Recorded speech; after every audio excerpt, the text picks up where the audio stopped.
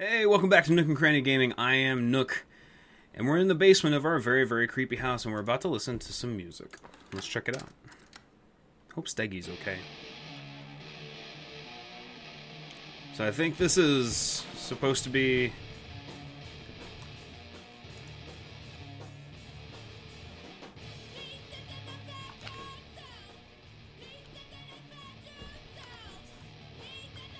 It's not bad, actually. Okay, I'll have to listen to that on my own later, because I'm way into it. I like punk music a little bit, so I get into it. Alright, Yolanda DeSoto, Miss Samantha Greenbrier. So, Sam's room is now in the basement? Like, what's going on here? I'm really confused. Dear Sam, today's Spanish lesson, X-Fly, Mosca, X-Hudcap, Tapacobos, Rayo del Sol, Tu Amor. God, I don't like the creakies. God dang it. I always take like a... I always take a couple minutes in between episodes. I mean, 24 hours, and I forgot how creepy everything was until I sit back down and put my headphones on. I'm so happy you liked the drawing. I was thinking of us when I drew it. I knew you'd be able to tell. You'd love Mexico. I think probably the nature here is totally different than back home. I keep thinking about Allegra and the first mate lost on the mystery... Ooh, mysterious island. Oh, she broke up the word. I see. Where even the plants are out to get them. And then I think of them together, out there in the wilderness together, and I start thinking of you, again. I lie here in bed, and I can almost feel you. I've been trying to save it up for when we're together again. I haven't done a good job, okay, but I tried. Okay, enough about that. Your last letter got to me the day before we start driving back north. We'll be racing this letter home. If I get home first, we can read it together. And yes, I'm taking tons of photos, and we'll have to spend so much time in the dark room. Oh, yeah. Talk about that dark room time. What about these crumpled letters? Nothing with the crumpleds? Oh, there's a hidden page right there. It's like a drug. I know those are just ambient sounds, but I can't help it. They sound like they're right, behind me. First time was in my room in the middle of the night. I woke up and Lonnie was kissing me. Wow, okay, so not reading any more of that. Yeah, that's fine. Alright. If Sam says so, then that's fine. Or if, Katie says so, then I understand. I'm totally down with that. This is scary. What is this? Arbor Hero... First floor plan. Does that look like ours? I just want to see if we've missed any rooms that are supposed to be there that we're not seeing. I mean, it's pretty close. It's not an exact... It's not an exact... And there's also that whole wing that we haven't even seen. And there's a combination to the safe. There's a really dark room, dark area back here. I can't see back there at all. I'm really scared, guys. I can't do it. I can't do it. Front room, guest room, Miss Mason's room, kitchen. So this was like a house from... It said it was only like 100 years old, right? That was a whisper. That was straight up a whisper.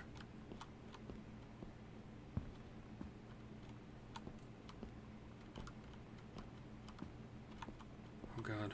I'm so freaked out. I don't like this. Where are we going? Is this the other wing of the house? Okay. That really got me. I don't like that. I don't like it. I really, really like this game, and I enjoy it a lot. But, I don't like those moments. Is this another secret path? Or is this like an actual hallway somewhere? There better not be like some kind of goddamn jump scare at some point. Oh, good. My room. My room. The guest bedroom had a thing. Okay, that's the note that we already know about. We've already read that note. What is this? 196.3. Okay, so maybe that's the safe. I'm gonna close that behind us. And we're leaving all these lights on. Oh my gosh, I can't even get my thoughts straight. Like that whisper was too much. That crossed the line for me. Old Nook's heart can't take it anymore. Skeletons and devils, cheerleaders from the Smells Like Teen Spirit video. Awesome. Psycho house girl. The coolest stuff about being the psycho house girl. Cool thing number 1. Everybody in the hall thinking you don't know they're looking at you and whispering as you walk past because I hear they haven't heard of peripheral vision or hearing. Yes, I know I'm reading things that the lie to mom and dad situation, but it was so worth it. The loud and real and awesome, and everybody was moving together like one huge time. Were these... These are part of the stuff that we've been listening to. Dear Miss Greenbrier, I appreciate the time and effort you put into writing your letter. It showed initiative and was well written, but it does not change my mind on this matter. While I understand that Miss DeSoto is a friend of yours, the fact of the matter that she defaced school property with profanity...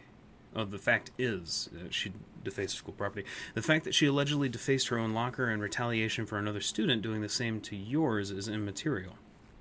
As to your complaint that no other student has been punished for their part in the incident, the fact is that no guilty party has come forward, and there has been no convincing evidence as to who might have defaced your locker. In other words, there is no one to punish.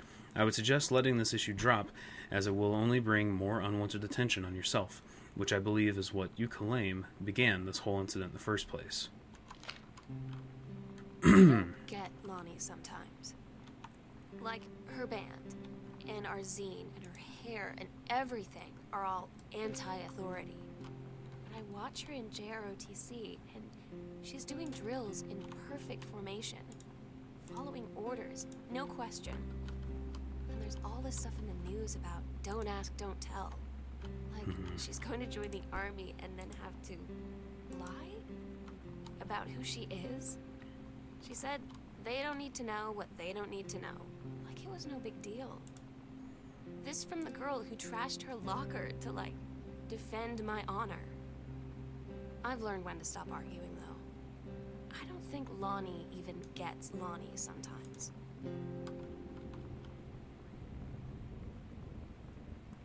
Just looking at all this extra little little stuff that's girl justice now. Looking at all these little just things around the room, you know, seeing all these magazines and comic books and, like, are these all little, like, pamphlets of some sort? I'm trying to figure out what this is exactly.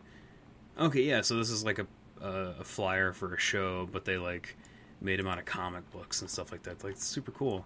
I don't know, the game creators did a really good job of developing the characters and the family and the house and everything. This is really, really good. Really well done.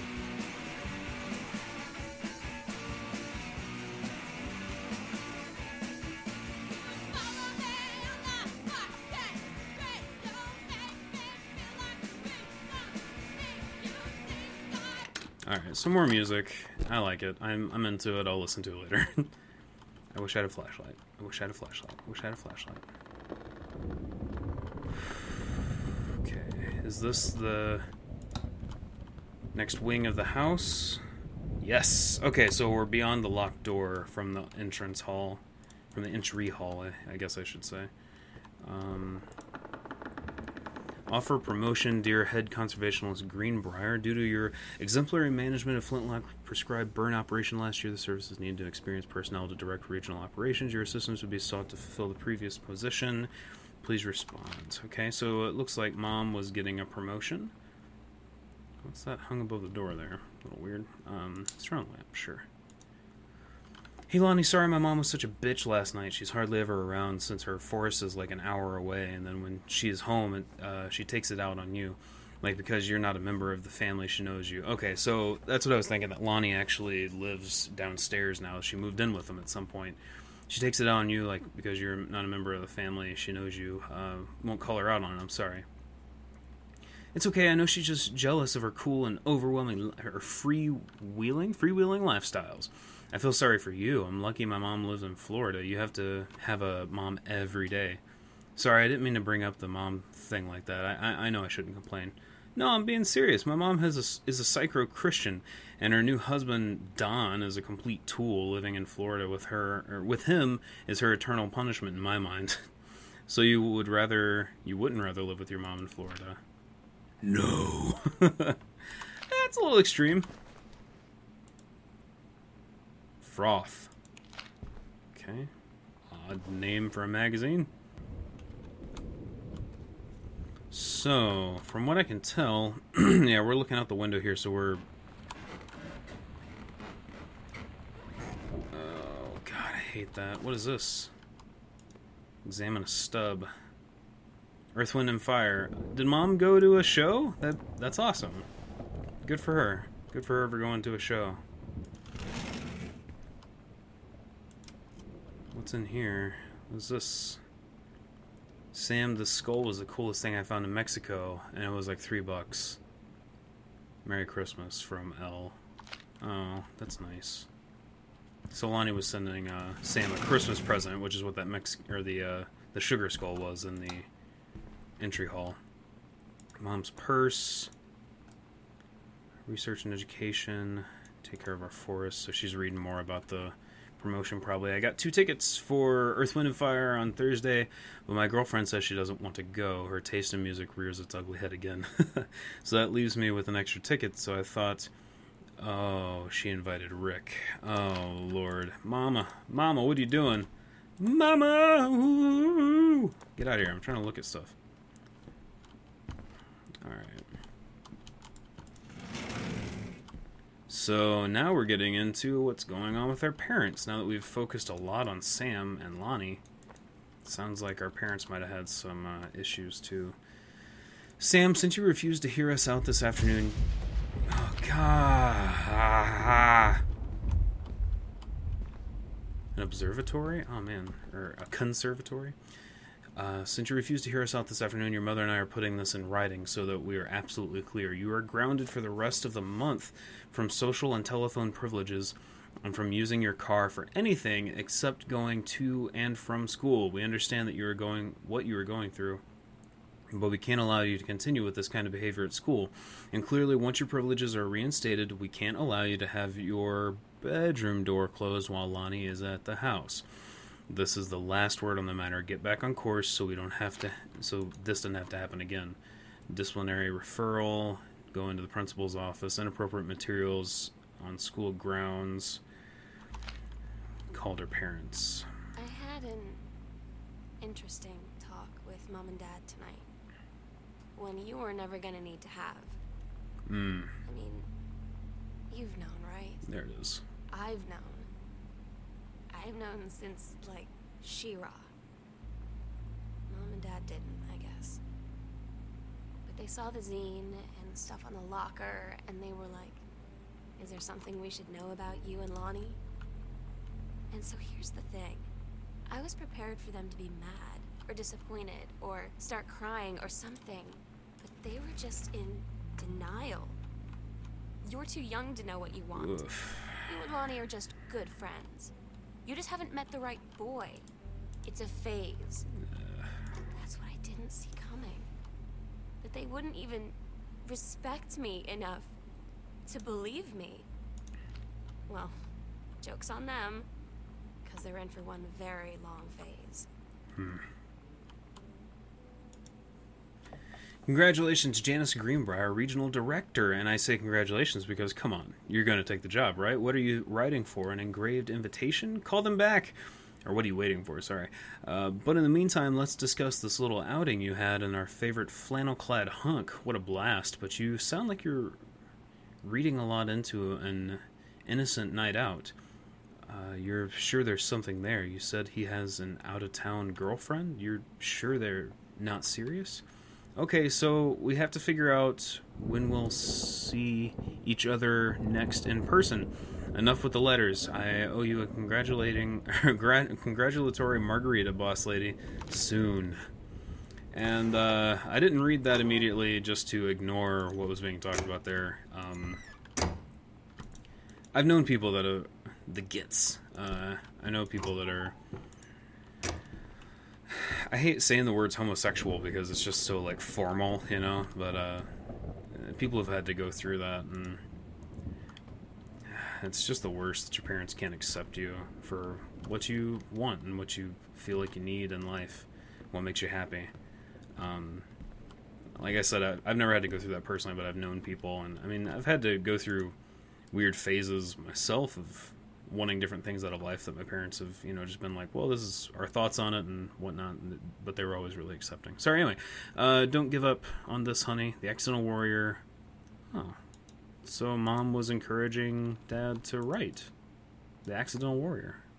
Was that a note that he had in the trash or something? I don't remember that. I don't remember exactly about that. Light switch. There we go. Anyway, I mean, what I was trying to say was I was lucky enough to have parents that were always accepting of what I wanted to do, and they would just always help me think about what I was going through, and never really question me or my decisions, but just try to help me make the best decision in whatever it was that I was doing or wanted to do. So anyway, just unfortunate that more people, I shouldn't say parents exactly, I should say people can't be more understanding and accepting of other people, whether they're their kids or not.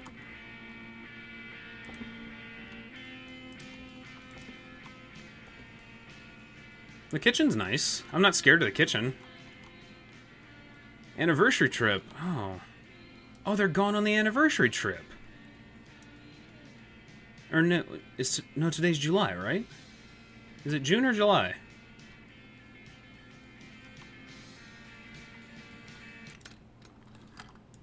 And the music is really good, and it gets just progressively better as you listen to it more and more through the game. It's very, very cool. Very good element that they added there. Sam's schedule. Working at Crown Burglar. Let's see, what's this? Mr. and Mrs. Jonathan Breyer request honor of your presence at the marriage of their daughter, Helen Margaret and Morris Pettermock. Okay, so friends getting married. Nothing scary in the freezer. I can grab all of this. Like, all of this is important for me to look at.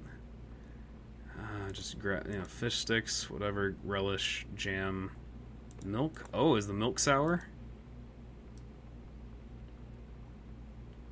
Yeah, when was the milk bought, actually? It would be a good best before. Oh, they don't have the best before date. That would be a great way to tell, like, how long people have been gone for, is looking at the milk. Dang it. No best before date. Screw you, game developers. Oh. 6:05. And so, in the beginning... Dang it, I don't remember exactly when we came back. Oh, it is June. So they're going on an anniversary trip.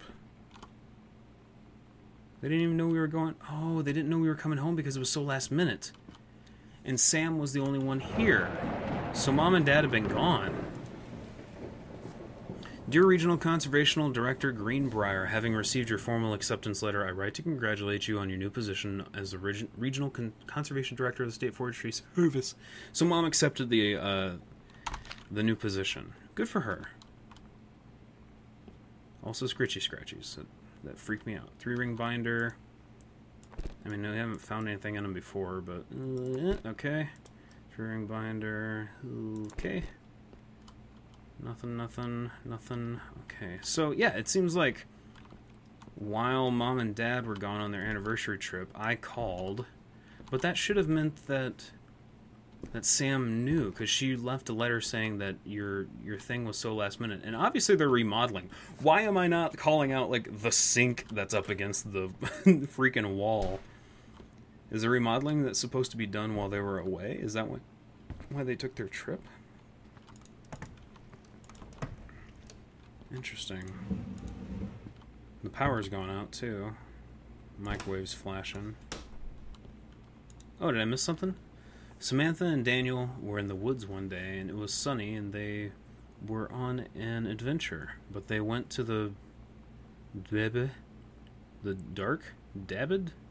dank part of the woods, and it got dark. I don't know what kind of part of the woods it was, but that's not good. Daniel said, "Are you scarred?" So Samantha said, "No, are you?" They left and went more into the bad part. Then they went to a part they had never gone there before, and there was a ship, a pirate ship, on the ocean. Samantha said, "I'll be the captain, and you be the first mate." Daniel said, "Aye, aye, captain," and they went on the pirate ship and started sailing away. Why is there such a little kid's drawing and story laid out?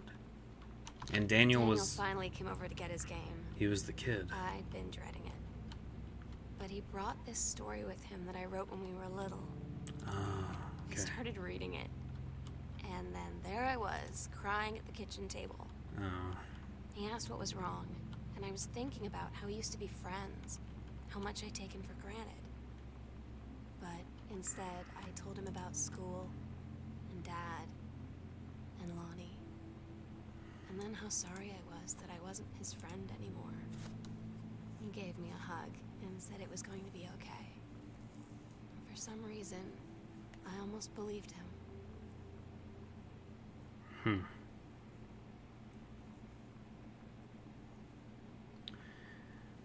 I'm reading through this note while that was finishing up. The Unknown Dimension is what you might call a specialist publishing house. We traffic in the weird and the ahead of its time, the lost but not forgotten by a small but dedicated group of plugged-in bibliophiles type of out-there mass-market shunning visionary expression that refuses to be taken on anything but its own terms. We've had an unparalleled run since our inception 4 years ago, unearthing and reviving Christ, or his zombie-like, timeless works such as In Investment's Message to the Snake Man. So what's all this about? But ever since we discovered tattered copies of your accidental series at a church rummage sale in Long Branch, New Jersey, we've been trying to track down the author of this weird and dark American outsider art. It's just the kind of forgotten portal into 20th century civilization's anxieties and delusions that our readers lose their minds over.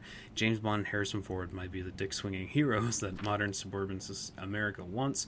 And John Russell, mild-mannered insurance agency, blah, blah, blah. So we've typed plenty. So we want your permission to reprint the book, The Accidental Savior and The Accidental Pariah, to produce an Unknown Dimension as a limited run and marketed directly to our highly discerning customer base. Offer you a portion of the proceeds. We look forward to embarking with you and thrusting your work screaming back into the sweating palms of an unsuspecting American public. It's about time. Interesting. So another company, which we saw that business card upstairs, The Unknown Dimension, picked up Dad's book. Very cool. Alright, well, this episode's running a little bit long. We'll explore the garage and continue on with the story in the next episode of Nook and Cranny Gaming. Thank you so much for joining me.